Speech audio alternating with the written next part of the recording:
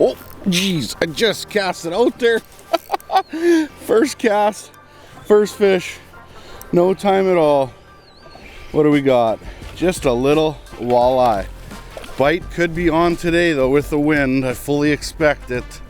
It's gonna be a good day. Well, welcome back to Clayton Schick Outdoors. Of course, I'm Clayton Schick. This is 100% the outdoors, and I am doing one of my favorite things, spring walleye fishing, baby. That probably was a perfect eater. I should have put that one in the live well. The idea of today's video, like the title says, is to talk about my 3 favorite spring walleye baits. And these are ones that are like tried and true for me in the past, stuff I've done good with already. I've got some new stuff I do want to play with here at some point, but this is stuff that's already worked for me, or styles that's already worked for me. The bait that I'm using right now is just a little bit different style from what I've used in the past, but we're starting right now with what's called a Ned rig. Very, very famous in the bass fishing industry, of course, but not so famous in the walleye fishing industry. I was using them last year. I think 2 years ago as well is when I first started using them. This one itself is a 3-inch Ned leech from Acme Tackle, and I have on there a 3/16 ounce VMC Ned rig. One of my favorite techniques, because this time of the year, walleye tend to feed down more than up.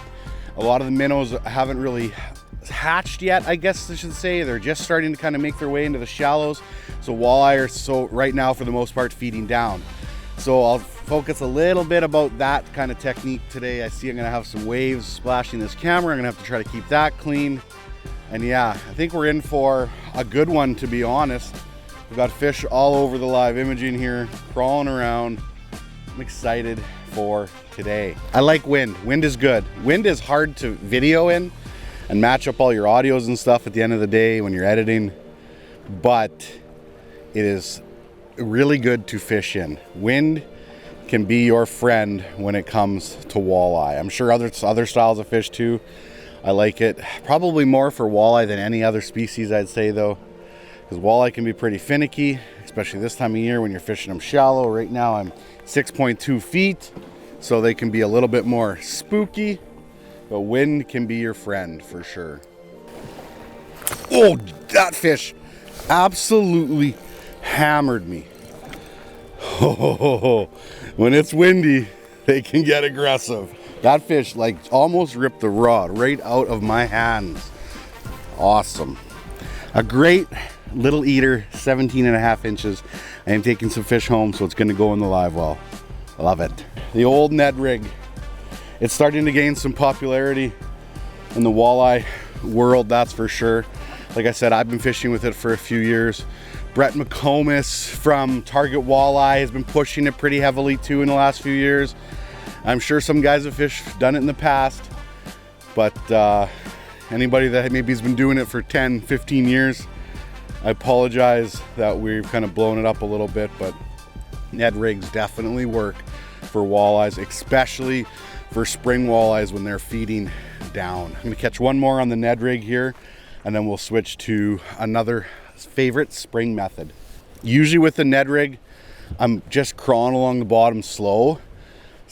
I've noticed though sometimes you can actually snap jig them too, but when you do that, just let it sit on the bottom for a little bit before you go and snap jig it again.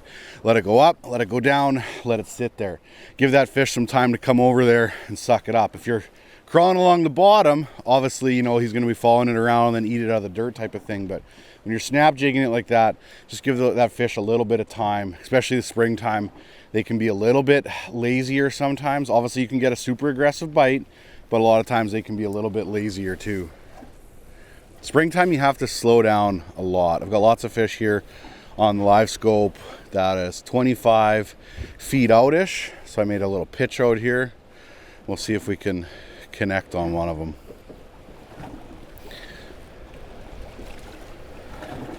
I think I'm a little bit not far enough right now. I'm gonna go a little bit further next cast.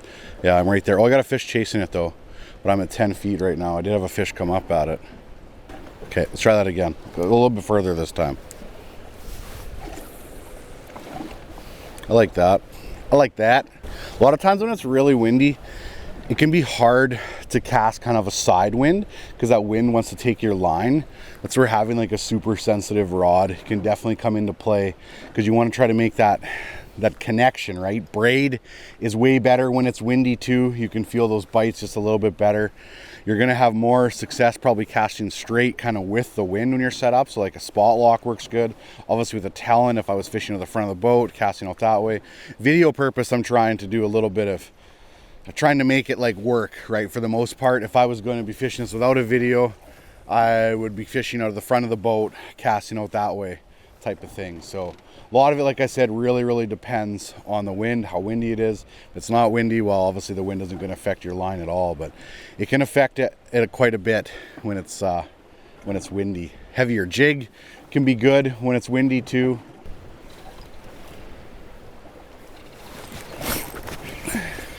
See, that time I felt the bite. I had to give it a couple cranks just to catch up to my line type of thing, because I had a little bit of a bow in it from the wind. If they're further out, they're gonna bow a little bit harder. Well, a little bit smaller, around that 16-ish. Hoping to smash a big one here. Let's catch one more and then we'll switch baits. Let's try pitching one out with the wind here, just to kind of give me a little bit of an advantage where I'm not dealing with a bad bow in the line. Fishing to the front of the boat would definitely be ideal right now, or spot locked, fishing out the back of the boat, but I got a bad sun angle if I were to spot lock. So that's why we're doing it like this. Oh, nice. I pitched one way up there this time with the wind, just to give me a little bit more of an advantage of not dealing with that bow of the line, and hooked up almost right away. Nice fish, a little bit bigger one right here. We'll switch after this fish methods. Nice. I should be netting you, my friend. I should be netting you. Easy, easy.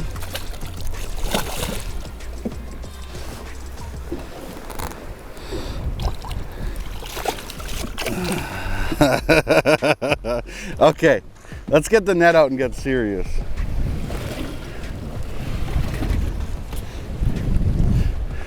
That was a poor effort by me, but here, we'll fix this problem.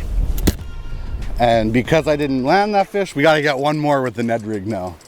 That was definitely a little bit nicer fish, like a 21, maybe 22 incher, and yeah, it's all good. I knew I was gonna lose it. Like, I couldn't lift it up by the line, it would have broke, and I was just being so sloppy with it. I had no urgency to like land it. Very sloppy. Would have been a 30 incher. My hands would have been in that fish's gill area to pick it up quick.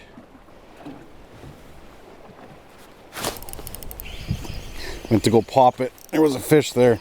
It's not very big. In fact, it's probably the smallest of the day, but that's okay. We're gonna switch over baits here. Just a whittle guy. There's a couple different colors that they make. I, of course, am running chartreuse. Black I've used already. It's been good. They have like a pumpkin seed color. Like I said, VMC head there, 3/16. I'm throwing this one on. I'm using new rods this year. Elliott Rods sent me some Elliott rods and 2B rods. This one is a 6'9" medium light power fast action.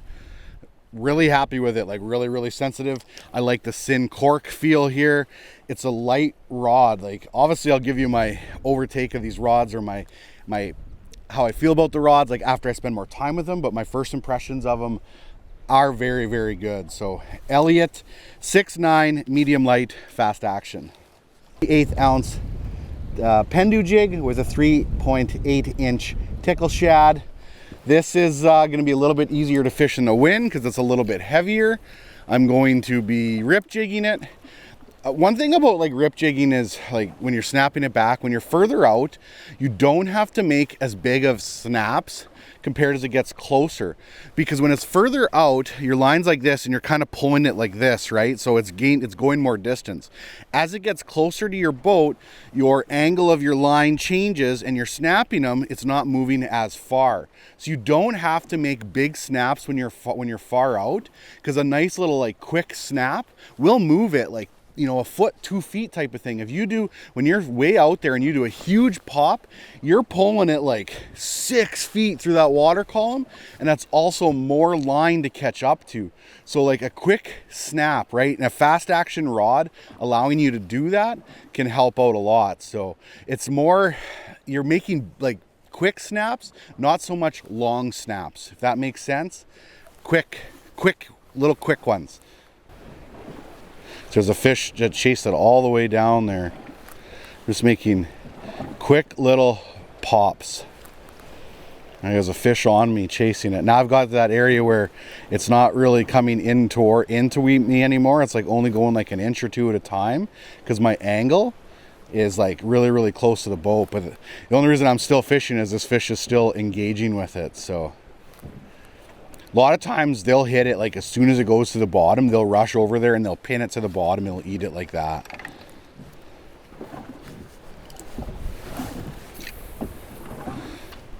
Heavier jig, way easier to deal in the wind. I'd say even like with that Ned rig right now, if you're not like straight with the wind, it's harder to fish it. You don't want that big bow in your line. I'm not really letting this jig sit on the bottom as long either, just because it's gonna fall and the jig's not gonna sit upwards, whereas like the Ned rig does, where that plastic's sitting in the air. This one's gonna fall more kind of just like flush to the bottom. Not that you can't let it sit there a little bit and they'll pick it up, but I'm not letting it sit as long as I do with a Ned rig. So I've gone about 10 casts right now without a bite. So that's like telling me how powerful right now the Ned rig is compared to this. Just the fact that I should have got hit by now.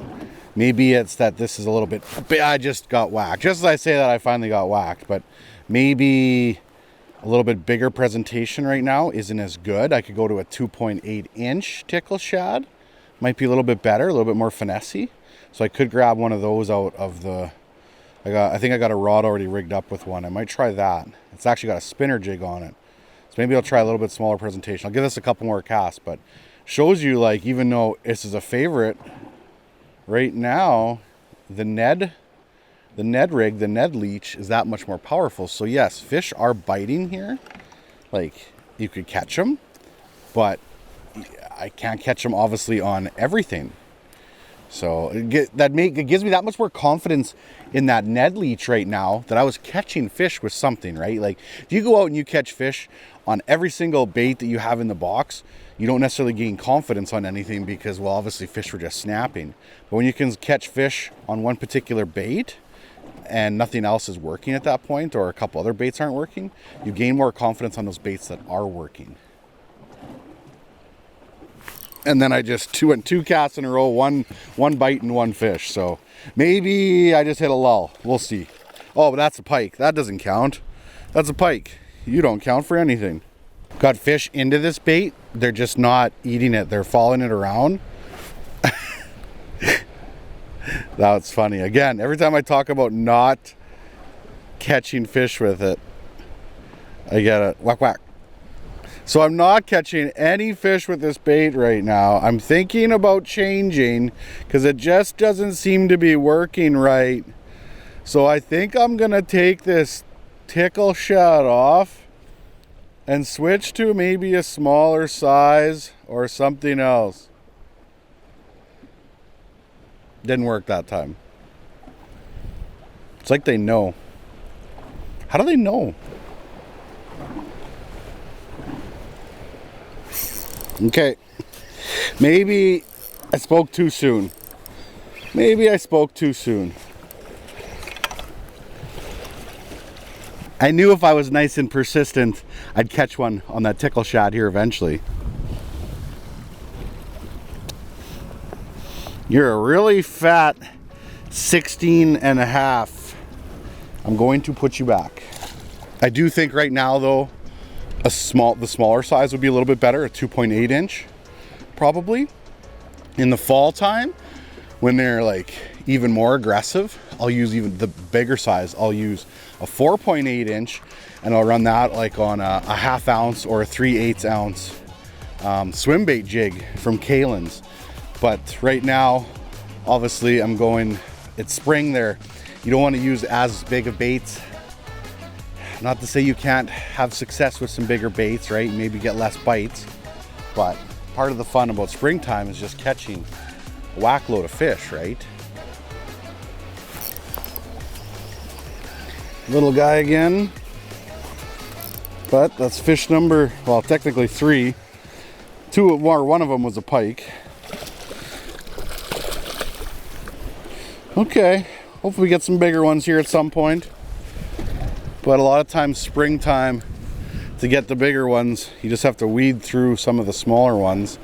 I did have one decent one that I neglected to take serious and get him in the boat, but that's okay.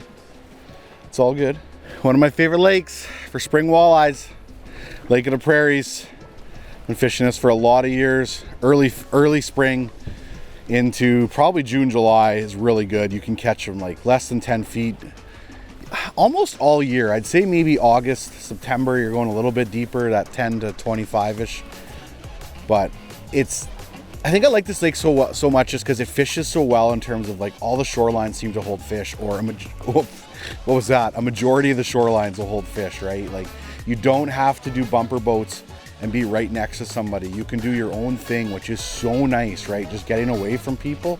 Obviously you have some community spots. The Roblin Bridge seems to always produce quite well near Rickers, but for the most part you can just get away from people and do your own thing, right? Like, and the fish here seem to bite more often than not, so you can try different techniques and learn some new styles of fishing and gain some confidence in something. This is a great lake to come and learn how to fish with plastics and not be always stuck in the groove of just anchoring down and fishing a pickerel rig or fishing just like a jig and a minnow or a jig and a leech, right? Which is funny because my third method is going to be a jig and a leech here and some bait, but you don't always have to fish that. It's so funny that I just talked about that. Now I'm going to lead this video into my third method, the power of like the jig and the leech type of thing, or jig and a minnow. That's so funny. But anyways, you can just come here and you can gain some confidence in different styles of fishing. It's a great lake. There's accommodations right in Roblin. There's Lost Meadows. There's an amazing boat launch at Rickers. The Buckets, the store there. I've been using that launch for a lot of years at Rickers. They do charge now for the boat launch $100 for the season or $10 per launch. But you get a fillet shack there where he takes care of all of the guts and all that from all the fish. He's going to have some porta potties there, which is nice because a lot of times you get down here, there's nowhere to go to the bathroom. He's got running water in the fillet shack. He ripped out all of the old launch pads with all the rebar that was sticking out. He's planning on building a new launch there. So all the money that people are spending to launch there is going right back into the launch. Building that whole dock system, that launch, is not cheap. Like a dock like that, you're looking at probably between $10,000 to $16,000 just for that launch, right? Or for that dock. So it's a good way to support somebody that's giving back to the fisheries in that sense, right? By actually having somewhere where you can come and launch your boat. We're really lucky in Canada and obviously the States too, that we have places to launch. In the States, you're paying no matter what launch you go out all the time. In Canada, we can get away with some public launches that seem to be free.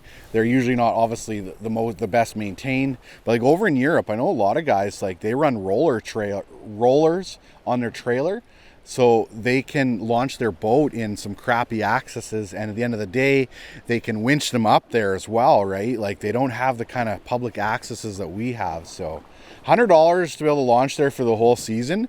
And this year you get a $20 gift card to use at Buckets, so you can come here, buy your launch for this season, $100, get your $20 gift card, spend it on bait, whatever else from the store. So really you're only paying $80 for the launch, but they do a really good job there. They do have a campground there too. They have seasonal lots. And Clayton, like catch a fish here already. They have seasonal lots. as well as day use type of thing or for the weekend. So it's we had a seasonal site here for many years, and I've always enjoyed it here. And it's kind of not so much centralized in terms of the lake. Maybe it's a little bit further north, but you can go north from it, you can go south from it, and yeah, such a good lake. I love Lake of the Prairies. I love spring. I love walleye fishing. I love spring walleye fishing probably more than anything. It's my favorite. I would say right now though, like if I wasn't trying to film a video, I would definitely be going right back to that Ned leech here. It's funny how it's like you can find I've missed 3 fish. What am I doing? These waves, I keep trying to lean against my boat. I've missed 3 fish here as I'm talking. Classic donkey Clayton. Classic. Let's just blame it on it's a little bit bigger bait and they're smaller fish and they're just short biting it. The best thing right now too about this is I'm not using bait, so I miss the fish. I don't have to worry about reeling in and like, oh, I gotta put a new minnow on, I gotta put a new leech on. Oh, see, look at, they are short biting on it. Short biting. He took my tail. Gone. Ha! On that note, let's switch to my third method that I really like. It's always been phenomenal in the springtime. English is hard. Oh, and that rod, that one is a 6'9" medium. So the same size rod as that other one, but a medium compared to a medium light. Okay, third method. The jig and the leech, or the jig and the minnow. Something that you can fish vertical. And we're gonna sit here in 5.6 feet of water and try this first. Sometimes I'll maybe move out to 10 feet-ish. I'm gonna stay taloned, but we're going to switch the live scope here a little bit to give us less range so we can see better. Let's go 15 feet. Let's get some leeches out and let's see if we can crush something. Vertical fishing for walleye when they're not as aggressive can be really, really good. It can be a good approach. Not all my videos this open water season are gonna be like instructional videos like this. I like, oh, got a fish coming. I like to do instructional videos and teach you about gear and product and all that stuff, but I really love to film adventures more than anything, like my adventure for the day, whether it is going to go try to catch the 5 biggest walleye I can and talk about how I go. This might be a little bit shorter video, probably like, well, shorter for Clayton standards, like less than 20 minutes, but I really like to film those 30-minute to 40-minute videos where it's like an adventure for the day. I love having a goal. When you go out fishing for the day, like set some kind of goal for yourself. Like I'm going to go learn how to use this lure. If you fail, no problem, right? But setting a goal for yourself gives you just, I don't know, it just keeps you on track. With myself, I get squirreled so easy. And if I don't set a goal for myself and stay, oh, Clayton, I've missed a lot of fish in this video, like a lot. If I don't set a goal for myself and stay on track, I get squirreled so easily. Oh, oh, oh.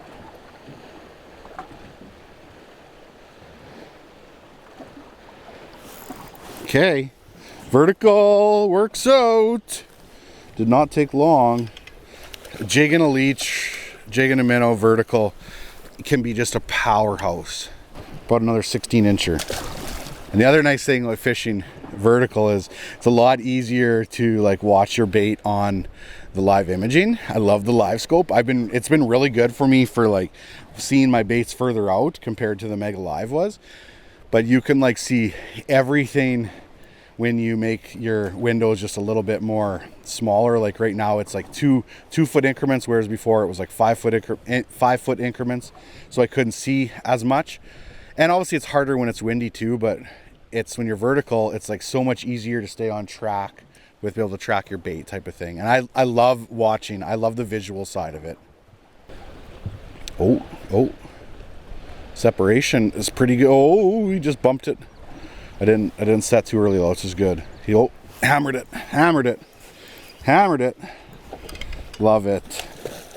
Yeah, vertical. It's so good. It's a powerhouse. You can pitch jigs around too, like this with bait on it. You don't have to fish them vertical. But that is a nice one right there.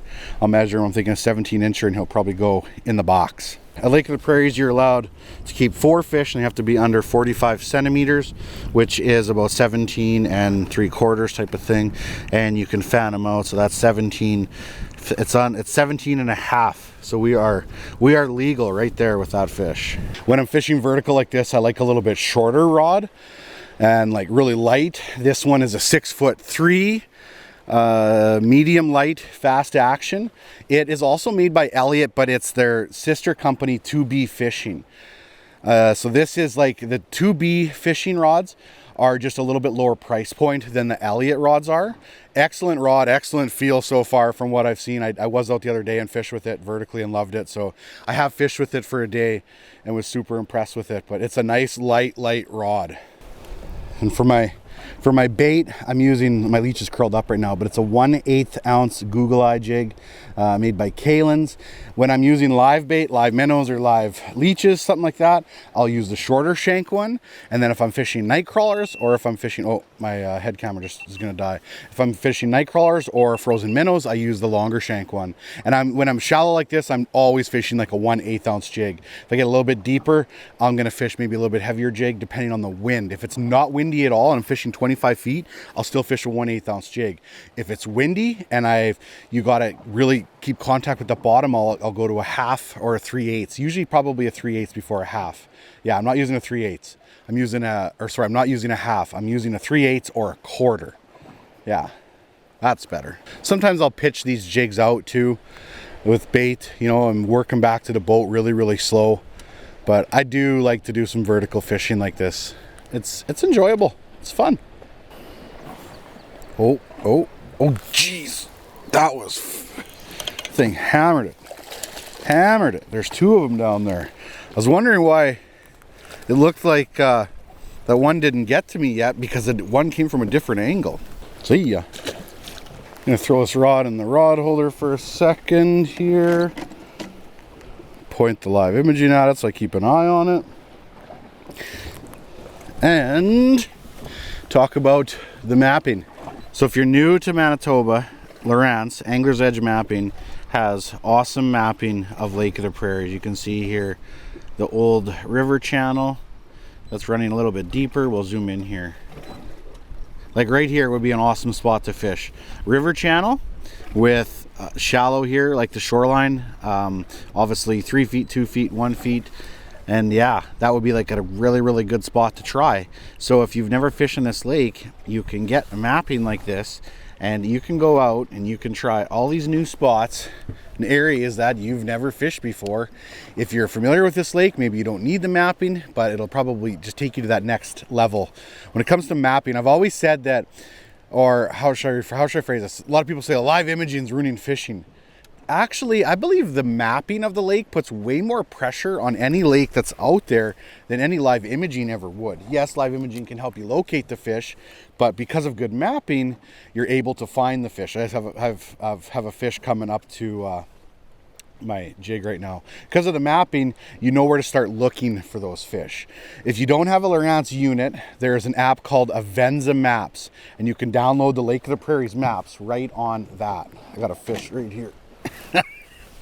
Good old Scotty. Thanks, Scotty.